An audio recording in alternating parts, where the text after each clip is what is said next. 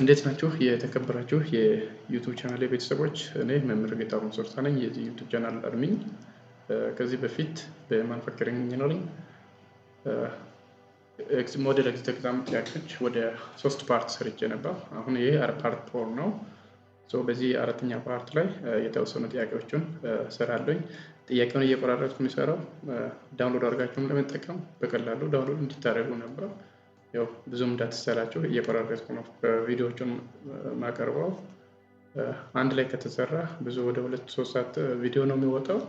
በዚህ እያንዳንዱ ጥያቄ ብዙ ኤክስፕላኔሽን ስለምፈልግ ኤክስፕሌን እያደረኩም ስለማቀርብ ጥያቄዎቹን እየቆራረጥኩ በትንሽ ማክሲማም 10 ጥያቄዎችን እየሰራው ነው ማቀርበው። ስለዚህ ሁሉንም ቪዲዮ እየገባችሁ እንድትመለከቱ ይላል። ፓርት 3 ፓርት 2 ኦር ፓርት 1 ያላያችሁ ዲስክሪፕሽን ቦክስ ላይ የቪዲዮዎቹ ሊንክ አስቀምጣለሁ፣ እዛ ውስጥ ገብታችሁ ማግኘት ትችላላችሁ። ስለዚህ አሁን ቀጥታ ወደ ጥያቄዎቹ እሄዳለሁ። በባለፈው ቪዲዮ ወደ 10 ጥያቄዎች አካባቢ ሰርቻለሁ።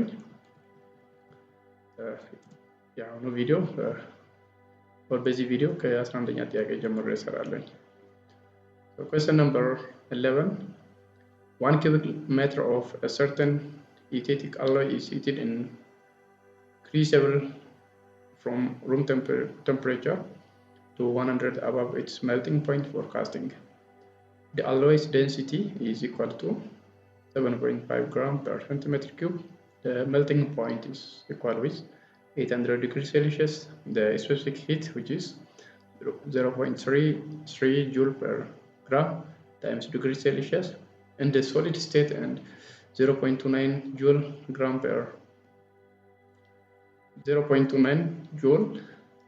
per gram times degrees Celsius in the liquid state, and the heat of fusion is 160 joule per gram. So how much heat energy must be added to accomplish the heating by assuming there is no loss?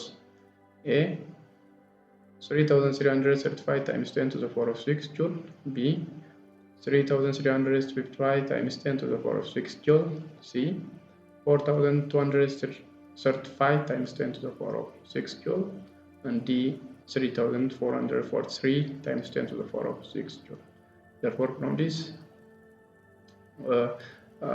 this needs some mathematical analysis, and we have given that these parameters, the melting point, the density, the volume, the specific heat in solid as well as in liquid state, the heat of fusion which is given, and we are asked to calculate the heat energy which is required to accomplish the heating by assuming there is no loss. So to do so, we have to know the formula to calculate the heat energy. Therefore, here to calculate the heat or the total heat energy H, which is required to heat the ethiopic alloy, we can use the given information, and we can substitute the given information within this formula.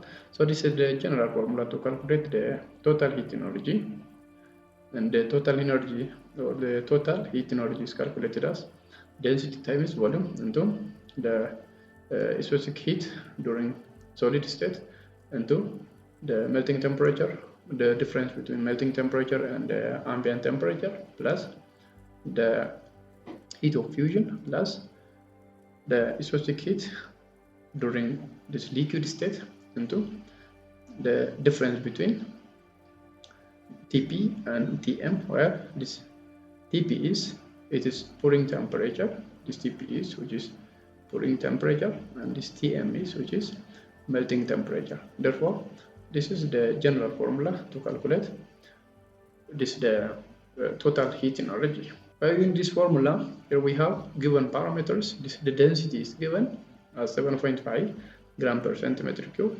The volume is given, which is 1 cubic meter, which is equal with 1 million centimeter cube or cubic centimeter, as 1 meter cube, which is equal with 100 to the power of 3, which is 1 million centimeter cube. And we have specific heat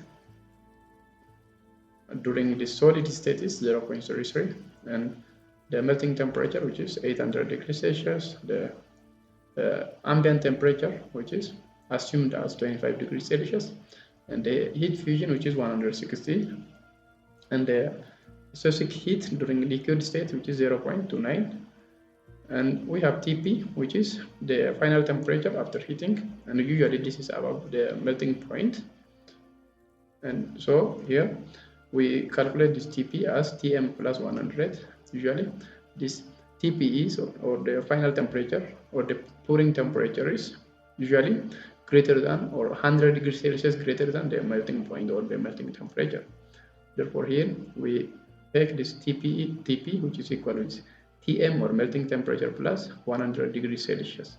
So these are the given parameters, and by substituting these values on the previous formula, simply we can calculate the total heat energy which is required to perform that action. Therefore here we have assumed that the ambient temperature in the boundary is 25 degrees Celsius, and by using that the density of the liquid and the solid state of the metal are the same, and by noting that 1 cubic meter is equal to 10 to the power of 6 centimeter cube, and substituting the property value into the equation of energy. Here in this equation we have density 7.5, volume 10 to the power of 6, Cs which is 0.33, Tm which is 800, and To which is 25, and HF which is 160, and Cl which is 0.29, and this Tp minus Tm which is 100, Tp minus Tm which is 100. Usually this Tp is 100 degrees Celsius greater than that of Tm. Therefore we take that Tp as 100 degrees Celsius.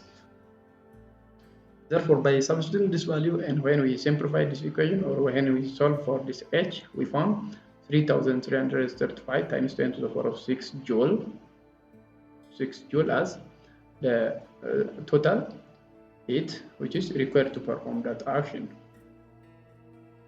Therefore the correct answer for this question is choice A. A is the correct answer for this specific question.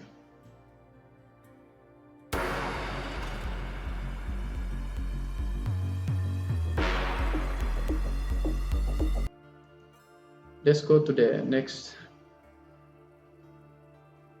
Which of the following factor affects the pouring operation of molten metal? Which of the following factor affect the pouring operation of molten metal? A. Pouring rate, B. Turbulence, C. Pouring temperature, D. All of the above. So from this the listed one, which one affect the operation of or the pouring operation during molten metal or during the casting process? Therefore, to answer this question, we have to explain the factors which can affect the pouring operation during this molten metal. So here are the factors which can affect the pouring operation during this molten metal. The first factor which can affect the pouring operation is metal temperature, and the next one is pouring rate. Also, this pouring rate affect the pouring operation. The other is this pouring height also can affect the pouring operation during this molten metal. The other is this pouring basin design. This also can affect the pouring process or pouring operation during this molten metal or during casting process. The other is the mold design and vent procedure also, or this can affect the pouring operation. This can affect the pouring operation. The other is this metal property also can affect the pouring operation. The other is the mold temperature. This mold temperature can affect also the pouring operation. Here is the explanation for each and every parties. And the other is this mold material also. This mold material can affect the pouring operation. There is mold coating,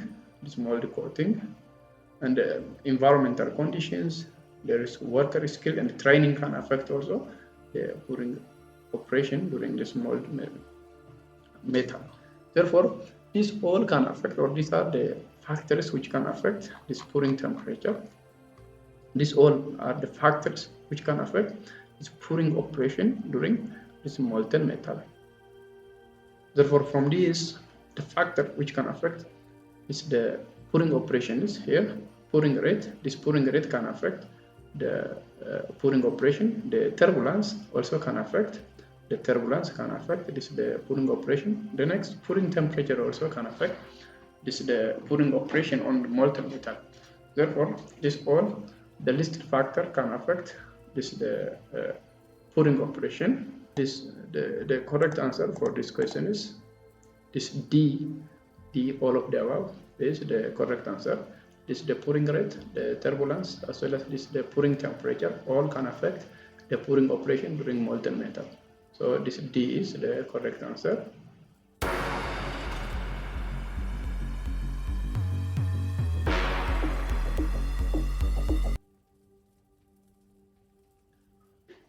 Question number 13. A mold sprue is 20 centimeter long and the sectional area at its base is 2.5 centimeters square. And the sprue feeds a horizontal runner leading to the mold cavity whose volume is 1,560 centimeter cube. What is the velocity of the molten metal at the base of the sprue, volume rate of the flow, and the time to fill the mold respectively? So here we have given that the height of the sprue, the cross-sectional area, and the volume of the mold cavity is given. The volume of the mold cavity is given. So we are asked to calculate the velocity of the molten metal as the base of the sprue, the volume flow rate, as well as the time required to fill the mold. Here A, 185.1 meter per second, 465 centimeter cube per second, and 3.2 second. B, 198.1 meter per second, 465 centimeter cube per second, and 2.2 second. C, 185.1 meter per second, 365 centimeter cube per second, and 3.2 second. D, 198.1 centimeter per second, 495.25 centimeter cube per second, and 3.15 second. So from this, or which pair shows the velocity of the molten metal as the base of the sprue, the volume flow rate, and the time required to fill the mold respectively with this given specifications. So similarly, this part needs some mathematical analysis, and let us calculate them one by one. Here we have given that the height, which is 20 centimeter, the cross-sectional area at base, which is 2.5 centimeters square, with the volume, which is 1,560 centimeter cube, and we have assumed that, or we have to assume that acceleration due to gravity, which is 9.81 meter per second square, which is equal to 981 centimeter per second square. So this way, 1 meter is 100 centimeter, and when we multiply this part in 100, we found this 981 centimeter per second square. So for A, we are asked to calculate the velocity. So the velocity of molten metal as the base of the sprue can be calculated using this Tricel's law, which is derived from the Bernal equation for the fluid flow, and this Tricel's law is applicable to the discharge of the fluid from an orifice. So the formula for the velocity V of the molten metal as the base of the sprue is given by V, or velocity, which is under radical 2 times gravity due to acceleration times the height, where G is the acceleration due to the gravity, and H is the height of the molten metal above the base of the sprue. So we have given these two parts. This G is known and H is given, and by substituting this, we can simply calculate the volume, which is under radical 2 times 981 centimeter per second square times 20 centimeter, and by simplifying this value, we found velocity, which is equal to 198.1 centimeter per second. This is the correct answer for the velocity. And in B,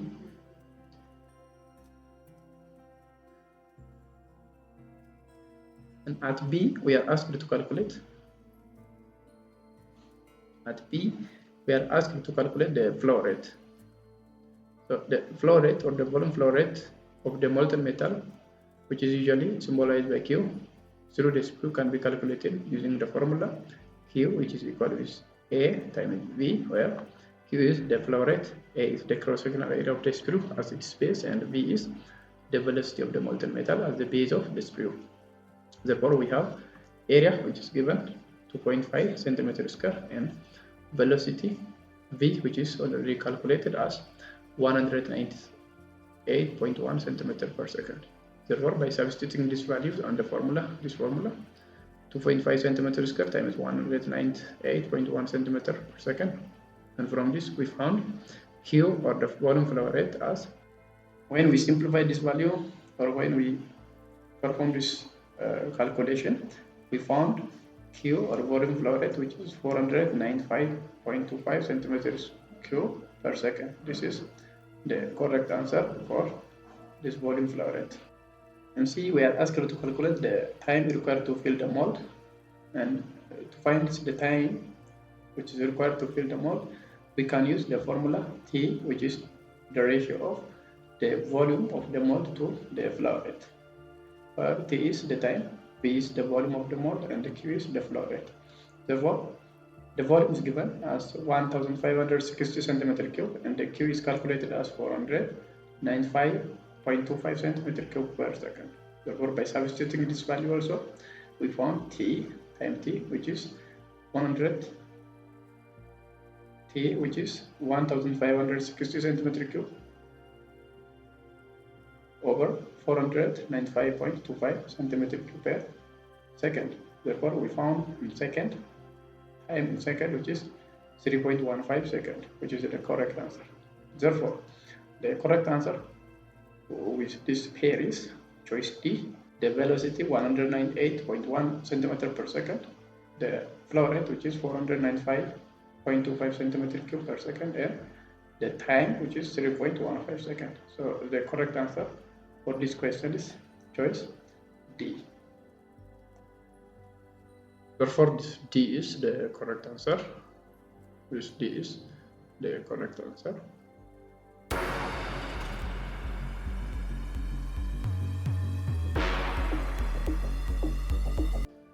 Question number 14. Which of the following is true about shrinkage?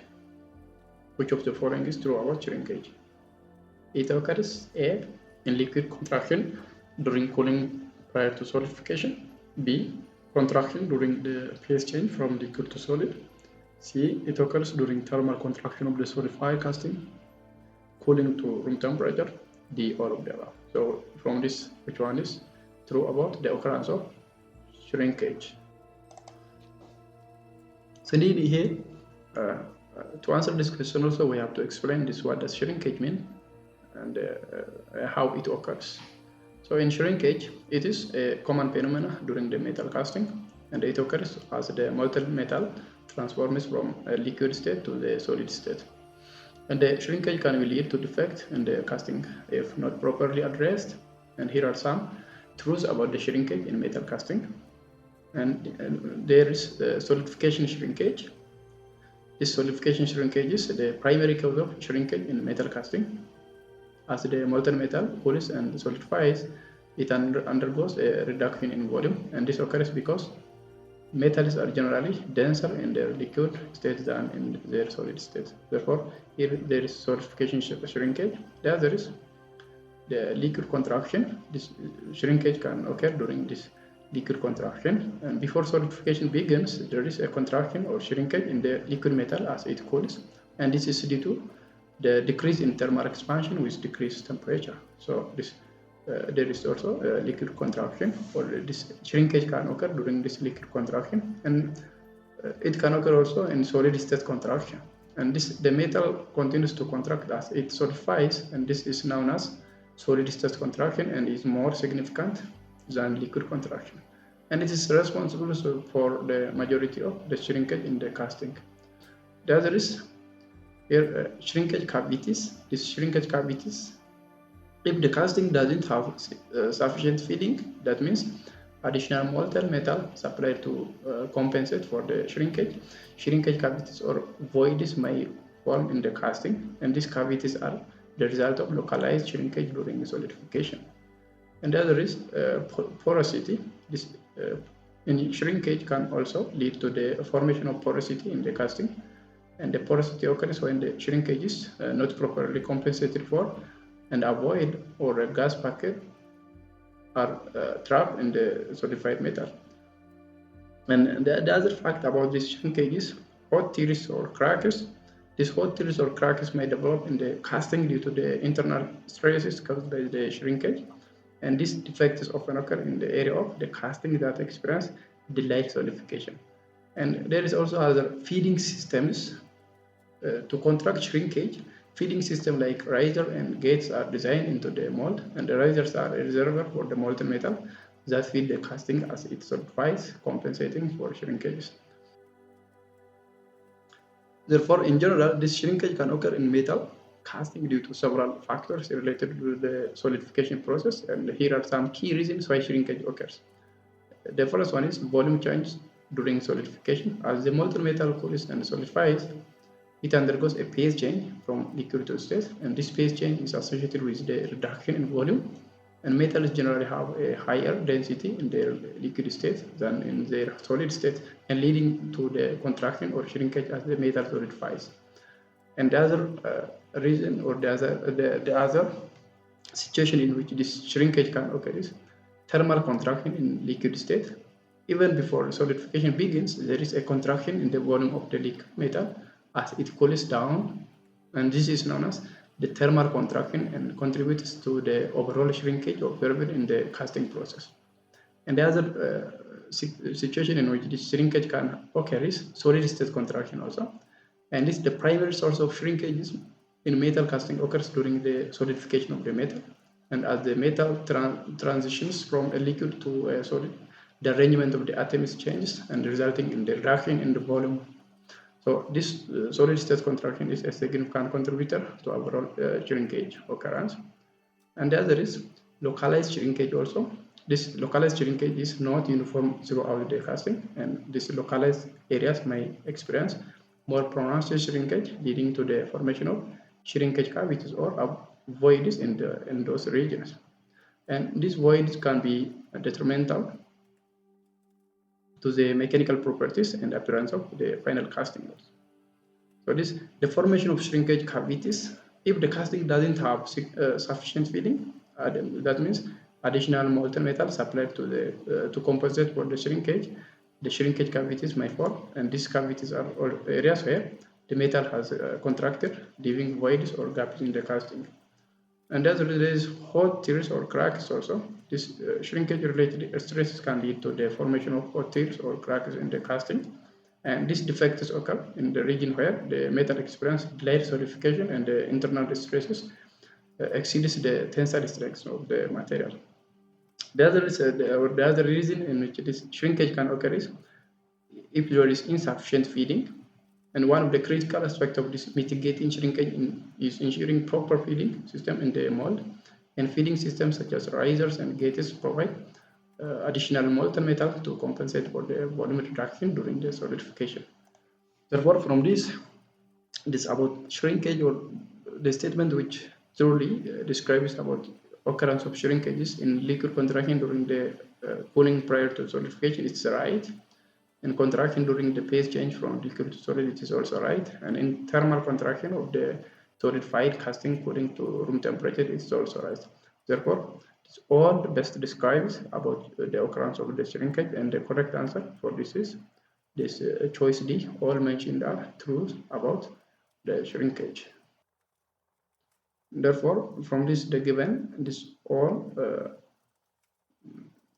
concepts about shrinkage is true about the occurrence of that. Therefore, this all of the above or all of the mentioned is correct answer for this question.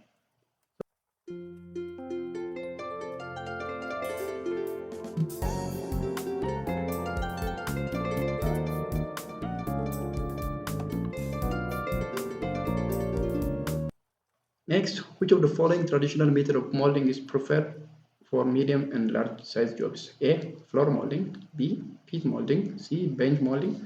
And D. Machine molding. So from this, which of this, which one best preferred for medium and large size jobs? So here to answer this question also, we have to know the each and every types of molding, and we have to describe them. So inside is floor molding. This process, the process of this floor molding is, in floor molding, the mold is prepared directly on the floor of the foundry, and the pattern of the desired object is placed on the molding sand, and then the sand is packed around the pattern to create the mold cavity. And its application is, this floor molding is commonly used for large and heavy casting such as engine blocks, pipes, and industrial machinery components. So it is suitable for low to medium production volumes. This is suitable for low to medium production volumes. This floor molding is suitable from low to medium production volume. And the next is bench molding.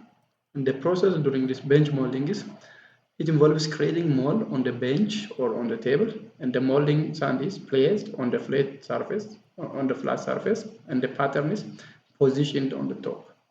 And the sand is then packed around the pattern to create the mold. Therefore, this is the application, or this is the process, and the application for this bench molding is, the bench molding is often used for more medium-sized casting where a higher level of precision is required compared to the floor molding, and it is suitable for producing components like gears, pulleys, and smaller machinery parts. And see, there is pit molding. When I say this pit molding, it is process is that the mold is prepared in the pit dug into the ground, and the pattern is placed in the pit, and the molding sand is packed around it to form the mold. And it's applied that this pit molding is suitable for large and heavy casting similar to floor molding, and it is often employed for producing large industrial component and structural parts. So it is often employed for, or preferable for, producing large industrial components. D. Machine molding. When you say this, the process is, machine molding involves the use of molding machine that automate the molding process, and the pattern is placed into the molding machine, and the sand is compacted around the pattern to create the mold. This method is more automated and efficient than the manual methods that is described in the previous. The application is, this machine molding is widely used for high volume production of the small to medium-sized cutting with consistent quality, and it is commonly employed in the automotive industry for the production components like engine parts, transmission housings, and brake components. So from this, each of these traditional molding method has its own advantage, and is chosen based on the factors such as the size and the complexity of the casting, production volume, and the required level of precision.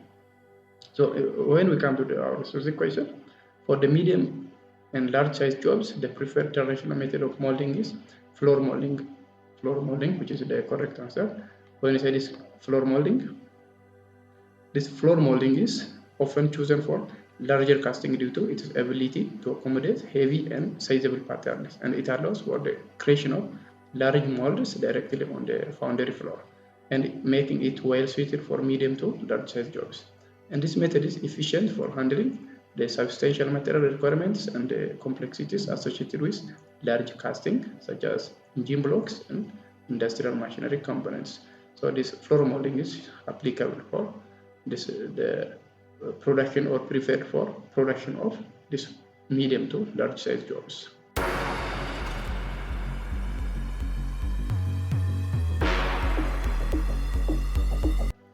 Question number 16. Which of the following type of casting defect occur when two portions of the metal flow together but there is a lack of fusion between them due to premature freezing? A.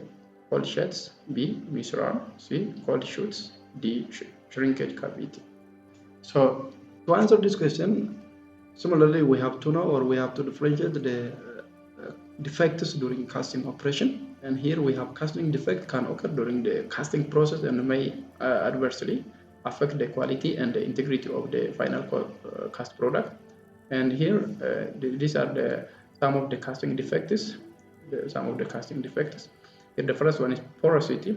This porosity is caused, it is the presence of voids or gas packet within the casting, and it can occur due to the gas such as air or steam getting trapped in the molten metal during the solidification, or because of inadequate venting of the mold. So this porosity can occur due to this. And the other is shrinkage defect. This shrinkage defect is one of the defects during this casting process, and it is caused due to or occur due to the metal contract during solidification, leading to void or cavities in the casting, and this can happen due to insufficient feeding of molten metal, inadequate riser design, or improper gating. So this shrinkage can occur or happen due to insufficient feeding of the molten metal, inadequate riser design, or improper gating. So this is about shrinkage, and the other defect due to or can occur due to this casting is cold shut. This is caused or happen when two streams of molten metal do not fuse properly during the filling of the mold, and it can result from inadequate pouring temperature, improper gating, or turbulence in the mold cavity. And the other defect during casting is misruns. These misruns occur when the molten metal fails to completely fill the mold cavity, and this can be caused by inadequate pouring temperature, improper gating system design, or insufficient fluidity of the molten metal. And the other is these inclusions are non-metallic materials like sand or oxides trapped within the casting, and this defect can occur due to contaminant in the molten metal, inappropriate or improper mold or core material, or inadequate filtering. So the next one is hot tears. This hot tears, also known as hot cracking, happen during the cooling of the casting when there is insufficient strength in the still hot metal. And this can occur due to high metal contraction, reinstalled thermal contraction, or poor mold design. So this is about hot tears. The other is sand inclusions. The sand inclusions are or occur when particles of the mold material, usually sand, become embedded in the casting surface, and this can happen due to inadequate mold coating, erosion of the mold surface, or improper handling of the mold. And the other is metal penetration. This is caused, or metal penetration occur when molten metal seeps into the sand mold, resulting in the rough or irregular casting surface, and it can be caused by excessive pouring temperature, improper mold compaction, or insufficient molding coating. The other is wrapping. This wrapping involves distortion or deformation of the casting shape due to uneven cooling rates. So factors like uneven section thickness, inadequate cooling, or insufficient mold support can contribute to wrapping. The other is crack. This crack is caused or can occur due to various reasons such as thermal stresses, inadequate feeding, or rapid cooling. And this crack can be surface crack, which is visible, or surface crack, which is hidden within the casting.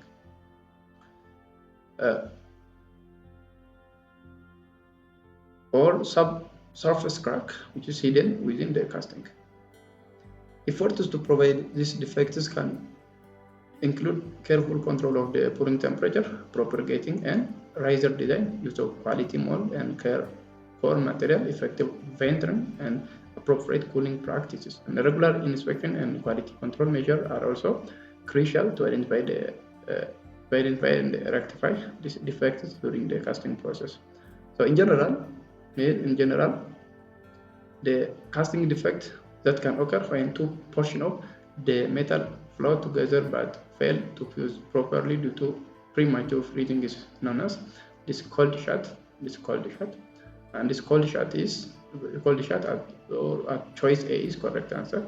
It is case or it's occur when two streams of molten metal fail to fuse during the filling of the mold, resulting in lack of metallurgical bonding, and this can happen when the metal in one part of the casting solidifies before it can properly join with the metal in another part. And there is premature freezing may occur due to the insufficient pouring temperature, improper gating design, turbulence in the mold cavity, or other factors that hinder the proper merging of molten metal streams.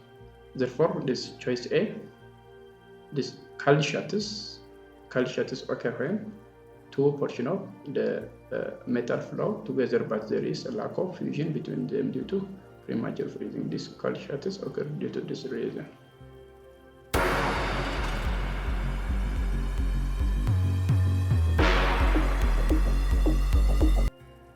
The next question: in which of the following casting process the sand is mixed with a thermosetting resin to form a mold. A. Die casting. B. Centrifugal casting. C. Shell molding. D. Screw casting. Or to select the correct one, we have to define these casting types. We have different types of casting, and from that, this die casting is a metal casting process in which molten metal is forced into a mold cavity under high pressure by using these dies, and the procedure is the molten metal is injected into the die at high pressure, ensuring rapid filling of the mold, and the die is then opened and the solidified casting is ejected. The next one is shell molding. This shell molding is also known as shell mold casting, is a process in which a thin shell of the sand-coated resin is formed around a pattern, and this shell is then supported by sand and baked to create a rigid mold. So here in shell molding, it is a process in which a thin shell of sand-coated resin is formed around a pattern, and this shell is then supported by sand and baked to create a rigid mold. And the other is, when we say this centrifugal casting, this centrifugal casting involves rotating a mold at high speed while pouring molten metal into it, and the centrifugal force distributes the metal along the mold while creating a cylindrical or tabular casting, and it is applied commonly used for cylindrical shapes such as pipes, or to produce cylindrical shapes such as pipes, tubes, and rings, and it is also employed in the production of symmetrical objects like wheels and pulleys. In D, we have sequencing casting. It combines elements of both casting and forging, and this molten metal is poured into a preheated die cavity, and then force is applied to the molten metal during solidification to reduce porosity and enhance mechanical properties. So usually it's applied for producing components where high strength and low porosity are critical, such as aerospace parts, automotive components, and structural elements. Therefore, the casting process in which sand is mixed with a thermosetting resin to form a mold is shell molding. And in shell molding, a thin shell of sand coated with resin is formed around a pattern, creating a rigid mold after curing. And this process is also known for its ability to produce molds with good surface finish and dimensional accuracy, making it suitable for a variety of casting operations. So this shell molding is correct answer for this question. Therefore, this shell molding is the right answer for this question. In sand casting process, in shell molding case, the sand is mixed with a thermosetting resin to form a mold, and then after this, the casting process is performed by this mold. Next question: which of the following is used to form complex shapes effectively? Which of the following is used to form complex shapes effectively? A. Metal casting. B. Turning. C. Powder metallurgy. D. Sand casting. So in order to answer this question, we have to describe each term. What does metal casting, turning, powder metallurgy, and sand casting mean?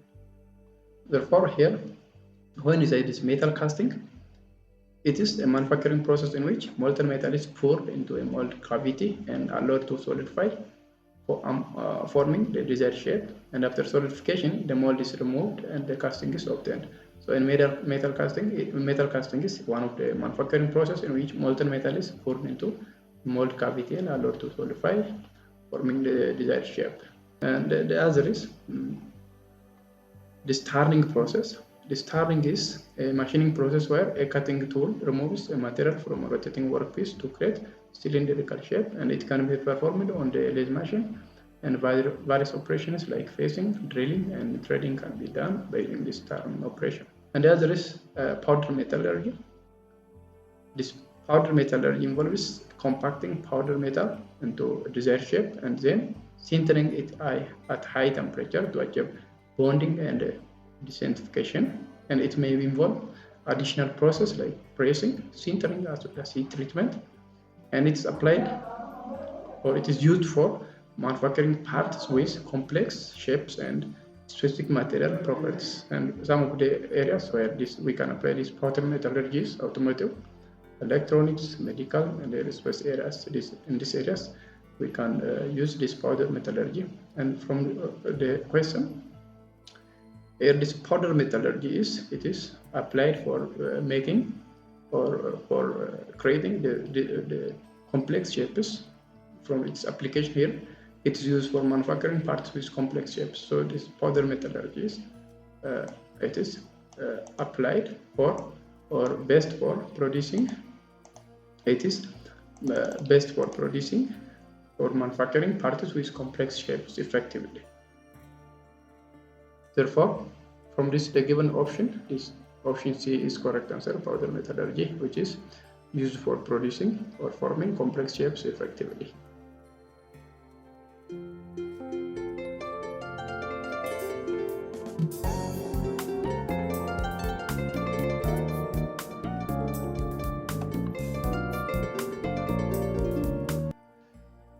The other, which type of casting is a permanent mold casting process in which the molten metal is injected into the mold cavity under high pressure? A. Squeezing casting or squeeze casting. B. Die casting. C. Centrifugal casting. D. None of the above. So let us see their definition here by sketch. When we say this squeezing casting, it is, here we have this die, the upper die and lower die, and here we have the melt metal or the molten metal here. And when we apply external force here, and when we squeeze on this part on this, like that, like this, we found this type of shape, like U shape. And when we remove this part, this is the upper die part, we can get the casting part here. This is the part that, or the shape that we want to produce. This is squeeze casting. And the next is when we say die casting. Here we have molten metal. Here we have molten metal, and we have plunger here, and we have here dies. These are two dies.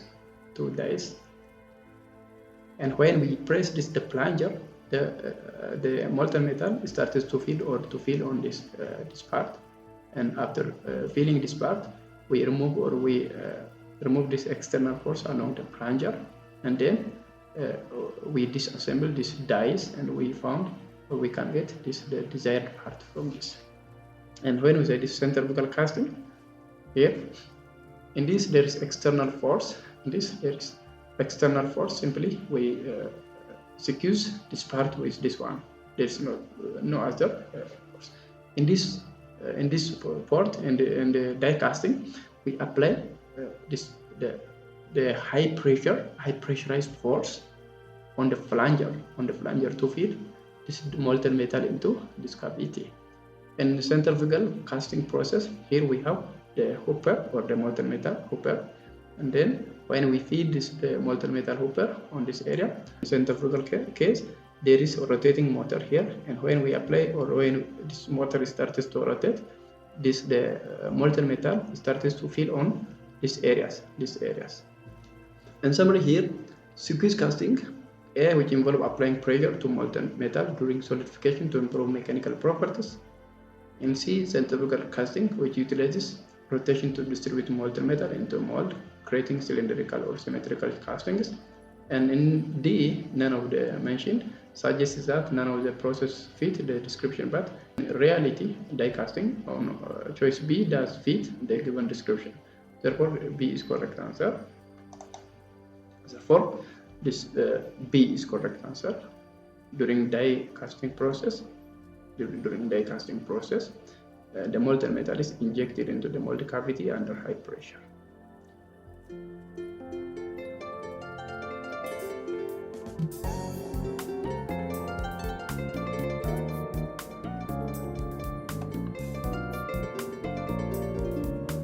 Next, in hot chamber die casting, before the end of the stroke, what uncovers the port?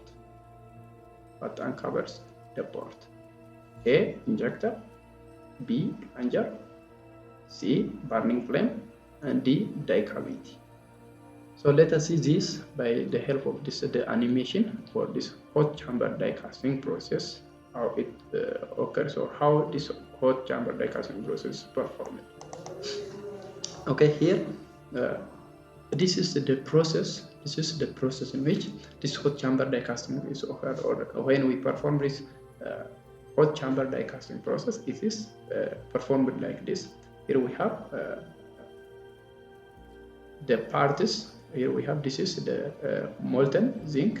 Here we have molten zinc, and here we have furnace. This is furnace to melt.